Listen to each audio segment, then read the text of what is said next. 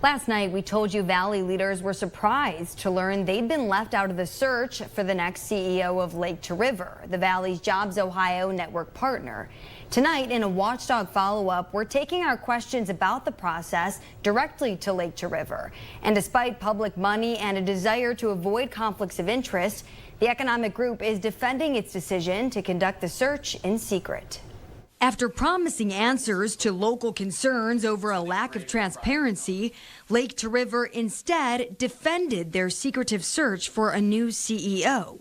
At a media briefing to announce the departure of current CEO Alexis Sweeney-Blacan, reps argued they're not required to share more with the public. It's a private nonprofit, so only what is required to be shared would be shared. Otherwise, it's a private nonprofit, just like any nonprofit. That may be a bit of an oversimplification, though.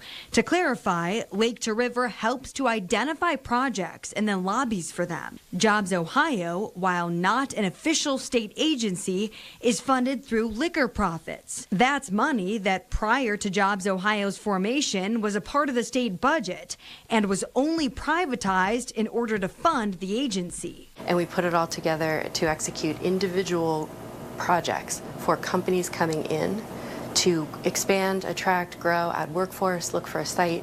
That's the work that we do every day. That means Lake to River has a key role in steering money to projects they support.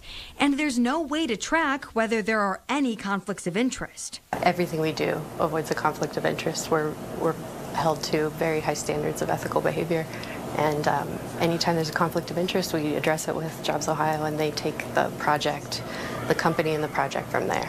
This can lead to questions, such as when Jobs Ohio awarded millions to the West Warren Industrial Project, despite Lake to River board chair Charles George co-owning the company. Both groups say George took no part in that decision. But now, George, as chairman, will be leading the secret search for the next CEO, and there's no public way of knowing if the person picked will have any personal or financial conflicts. The board was not present at the meeting, and we haven't heard back from George after calling him yesterday and today. Sweeney says no taxpayer funds are going toward the hiring search. Lake to River plans to hire its CEO by the end of the year.